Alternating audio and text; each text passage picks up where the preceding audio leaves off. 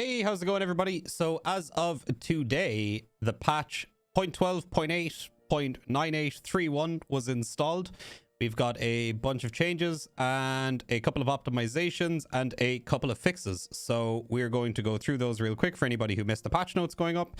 This will hopefully get you all caught up. We also have a little breakdown of what happened on the BSG podcast today, and we're going to get into that after we go through all of the patch notes. So what has been added? Optic magnification is now displayed both when changing the mode and in the inspector. So it shows the magnification now when you inspect the item, which is nice. Items of the context menu, search by item, related search, and required search have been returned to their original positions. I know a lot of people were annoyed about that because we had it like that for so long, and then they moved them, and now they're back again. So just as we're all used to the new layout, they changed it again. So that's fine. Heavy bleeding is now primarily treated primarily with medkits which have this option. So if a medkit has the ability to treat a heavy bleed, it will now be prioritized. So that is it for what was added. For optimizations, we've got optimizations, the game server network, and fixed various server errors. I will say I did a bunch of raids today. The servers seemed to freak out a bit at one point, and like raids were crashing, and then eventually I couldn't get back into the game, so I just started playing League of Legends instead, because Tarkov seemed to go down for everybody. Not sure if this was a DDoS or something to do with the drops, like congesting the servers while the podcast was live. But in the games that I did play, it felt very smooth. I felt like I had a really consistent frame rate, which is weird. Usually you get a lot of dips and stutters and stuff, but this patch seems to be good. We'll have to see more tomorrow because obviously, you know, the server's going down and then they started lagging. We didn't really get to test it properly, but for the couple of raids that I did get to do, it felt pretty good. So good patch so far, but you know, further testing required. We've also got some AI fixes. Fix an error that caused the bots to run on the spot sometimes without moving. Fix an error that caused bots to enter a room with their backs forward. Bots no longer throw grenades while prone. A lot of people are very happy about this, so that's very nice. Bots don't throw grenades whilst they are prone anymore. And now guards will spawn at the same time as the boss. I'd never experienced this before. I'd never seen a scab boss spawning before their guards would spawn, but I guess some people did run into that. I've never seen it. So it must be a rare thing, but I guess they fixed it anyway. So now we have a big list of fixes. So hang on 100% of the location. Loading has been fixed. So hopefully that'll let us get into raids without, you know, late spawning. No penalty for endurance in case of hitting the character's arms. So we're supposed to lose endurance if we get shot in the arms, I guess. So now we will. Hanging treatment animation during the removal of bleeding. This was super annoying. It didn't really happen that much anymore, but when it did happen, you had to alt F for your game and load back in. Generally, you were probably in the middle of the fight. If they reconnect in the middle of a fight, if you have a bleed, you were probably not going to survive that fight in the first place. So throwing a grenade without third-party view animation. So I'm guessing that was when grenades are being thrown without the animation being shown, tricking people into thinking that you didn't throw the grenade, which obviously isn't like something I don't think you could produce yourself. It's just a bug. So that's been fixed. Disappearance of quest beacons on reconnect. I'm assuming that's if you disconnect when a beacon is planted and then you reconnect and it's actually not there and it doesn't count anymore. So for whatever, you know, random occasion that might actually happen to you. Double triggering of container sorting has been fixed, and I think that might have been tied to stuff getting deleted out of your containers after using the auto sort feature. There's a few people talking about it today. I've never had it happen to me, but I guess it's been fixed. So yeah, hopefully we can just organize our containers now without having to worry about stuff getting deleted randomly, which is apparently a thing, even though it's never happened to me. But a number of technical bugs related to the quick backpack drop. I had no idea there was any bugs related to it, but apparently some of them have been fixed. Overwriting standard weapon presets has now been fixed. This was annoying. It would give you like a weird name on the weapon preset and there wouldn't be spaces. I think that's what this is. It's the only thing that I can think of. Spawn of groups underground. So I'm assuming this is when you spawn in with a 5-man. Sometimes they'll spawn under the ground. And I think what causes this is you spawn on top of each other and then that pushes your hitbox into the floor and you maybe fall through the map. So I think that's what that fixed. Now, big thing here, speed of strafe movement. I tested this today. It doesn't really feel any different that I could tell. So maybe it needs a little bit more of you know, a change in strafing movement. It still feels very fast, but I'd have to watch footage of like streams or videos before that show how quickly we could strafe. But apparently people were saying it was more to do with sprint strafing, but I wasn't really having a problem trying to replicate it. So This one, not too sure on, but maybe they reduced it a little bit. Maybe it just needs to go a little bit more. Change of the player's voice, which was not applied in the hideout. Blocking of inventory operations when the backpack is dropped through the inventory screen. The backpack cannot be searched or picked up if it was dropped during client shutdown. Desynchronization of the backpack condition if it was picked up while firing. So a lot of this is to do with your inventory hanging, causing you to have to disconnect from the raid and reconnect to the raid before you can interact with anything. And in the worst case scenario, if this happens to happen while you drop your backpack, even if you disconnect and reconnect, that backpack will never be searchable again and you will never be able to pick it up, which is a super rare bug. It's only happened to me a handful of times, but it tends to happen when your bag is more full of stuff rather than it being empty. So that is something that is good that it's fixed, because it's a rare bug, but also very, very, very frustrating. So good shit, that was fixed. We've also got reloading with mag selection. Apparently there were some bugs with that. I actually tried to do that the other day and it wasn't working, so maybe it just broke, but maybe it's fixed now. I don't know. I don't often use that mechanic where you hold down R and then you scroll and then it shows all your mags. You can pick which one you want to load. Different bugs causing error 228. Discharging cartridges from the MP5 and the Kedder was apparently a problem that has now been fixed, and different localization fixes, and then also more various small bug fixes. So that is it for the patch notes. It seems like a fairly solid patch.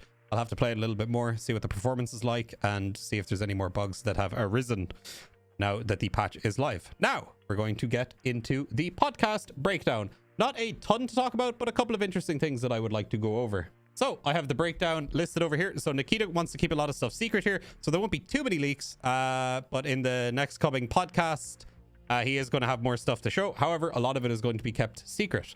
So hopefully by the time we get 12.9, there's going to be a bunch of extra cool stuff that we can check out that we're not going to know is coming, which is nice. The next patch, which is 12.9, which is soon, will have the Woods expansion and no wipe. Not a big patch, but a good one. They want to end the year on a solid patch and are overall pleased with the amount of patches they were able to push out this year, which is fair. Of course, you know, considering COVID and all that, and all the guys are working from home. And they also showed some pictures of the new Woods expansion, which will be coming onto your screen magically right now.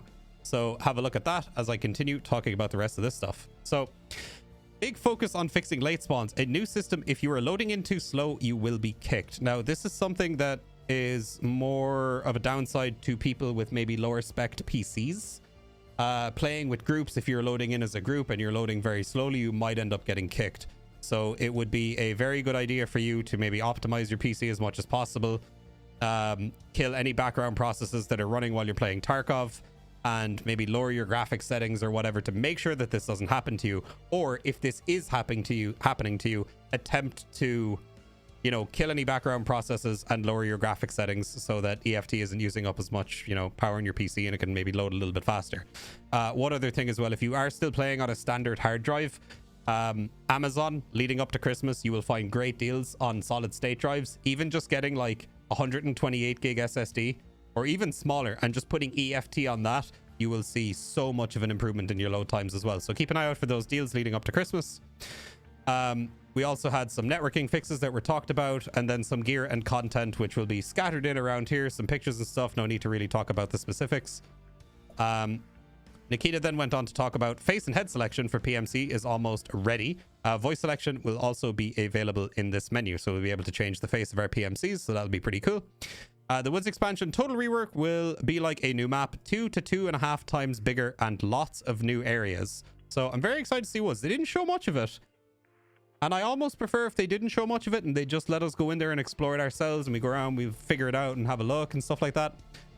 So I'm very excited about this Woods expansion. What they've shown of it, it looks very cool. Just this one little small area, but we haven't even seen the big part of it where like Sturman's hideout is and all that other stuff. So it looks very cool.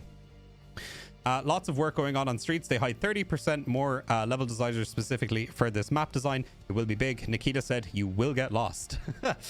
He also hopes to show off new footage and leaks of streets by the end of the year, hopefully. So ongoing work on cheaters. Nikita reiterates if you come across a suspicious player to report them. Also report offensive names, which I do all the time. And hopefully as the patches get better and better and better, we'll be able to discern people, you know, cheating rather than people that are maybe just desyncing or like, you know, was that a cheater? I don't know. And maybe it'll be a little bit more obvious as the performance gets a little bit better as the patches keep coming out. So keep reporting suspicious players and keep reporting offensive names. They are being punished. Don't report every player though, because then they will simply ignore your reports. There is no point in doing that. They will ignore your reports. So don't report everybody just because you're raging or whatever. He's just better than you sometimes, most of the time, okay? Because otherwise, you know, actual cheaters aren't going to get banned because you're just spam reporting everybody that kills you. Now, so they want to try and complete the game by next year. They think they're about 45% done. We will see about that. It would be awesome, but oh my god, they have a lot of work to do. But maybe when we move over to the new engine, when Streets of Tarkov comes out, we'll see a big turnaround in production speed. So that'd be pretty cool. Steam Audio is currently bugged on the new engine, which is out of their control. So there's nothing they can do right now to fix that. They just have to wait for Steam to fix it. So for anybody wondering what was going on with Steam Audio right now, that is the problem, which I was wondering. So I'm glad they answered that. So yeah, skins such as camos for guns were mentioned, which Nikita wants to add to the game. However, probably not anytime soon. He also likes the idea of adding dirt and scratches to the weapon. I also believe this was in response to either Clean or Geeks. We're talking about maybe being able to like Cerakote your gun or put some kind of military camouflage on your gun to give it that extra, like, you know, touch of like personality and customization, which I think would be really cool. I have absolutely no problem with them adding skins for guns in EFT. And personally, like, I mean, I wouldn't even care if we had to pay for them, like, to be honest with you, or even if there was like challenges in place or some kind of battle pass that came out for EFT where you would do certain challenges with certain guns, and as you level up the battle pass, you'd unlock it or whatever. I don't care. I love stuff like that. I would absolutely like, but I'm a sucker for microtransactions, so take that with a grain of salt. It's probably never going to ever be added to the game, but I thought that'd be cool. That's just my own 2 cents, okay? But I also really like the idea of having like Cerakoting and being able to spray paint your gun whatever you want, and obviously based off, you know, real life camouflages that, you know, actual militaries and special services use and stuff like that. So this is pretty funny. The streets boss will be a fat guy with around 8 to 10 guys, and he will be very hard. Guards will have grenade launchers and machine guns. Sorry, guards will be able to use grenade launchers and machine guns that are mounted around the location that he's guarding. He will also have an RPD, I believe is what Nikita said, the weapon he's going to have. So the Streets of Tarkov boss confirmed will have the RPD, which a lot of people have been asking for. So there you go. It'll also be incredibly hard to kill. So I'm excited to try and solo kill him and his boys.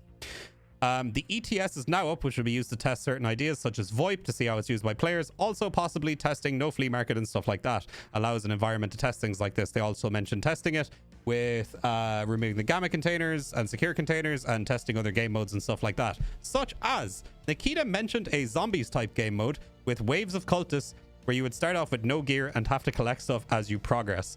This sounds super cool. My face lit up when I watched this live. This is one of the coolest sounding things I've ever seen in EFT, because I'm a sucker for zombies and I'm a sucker for like tower defense survival games like that.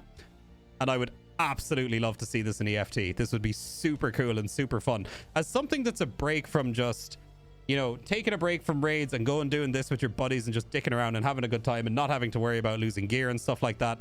But instead of having like a team focused game like that, that would be so cool. As far as the hideout is concerned, more zones are planned, such as the gym. You will discover that you can break some walls down and expand your hideout. They want to expand and upgrade the shooting range as well. Nikita says the level cap is possible, but with this idea, labs will be connected to other maps. You'll have to enter through streets or interchange, for example, then go into lab, complete the raid, and escape. He was also saying that, okay, so in regard to the level cap thing, so this is in regards to people wanting a level cap put on labs, so you can't go to labs until you're level 30. I disagree with this, because all the cheaters are then going to populate all the other maps instead of just going to labs. So for labs for the time being is a pretty good crutch to put in place to allow the cheaters just to play on there. Meanwhile, we all get to play the other maps except for labs without having a high probability of running into cheaters. There aren't too many cheaters right now. However, when a new wipe comes out and the game regains a massive amount of popularity again, we're going to see a big influx of cheaters again, and labs again at the start of the patch will be destroyed with cheaters, I would assume. Now, what he's saying here is eventually it's planned that going into Streets of Tarkov, you bring a labs keycard with you, you'll be able to enter labs from Streets of Tarkov or interchange or what was the other map he mentioned? I think he mentioned factory, and then he said when you leave labs, depending on what extract you use, you might be able to extract into factory, extract into interchange, or extract into Streets of Tarkov again, I think, but they're still working on it. But I thought that was really cool, so we will have to see more about that. Nikita also said it's a very complicated process and they don't even know how they're going to do it yet, but that is how they want to do it.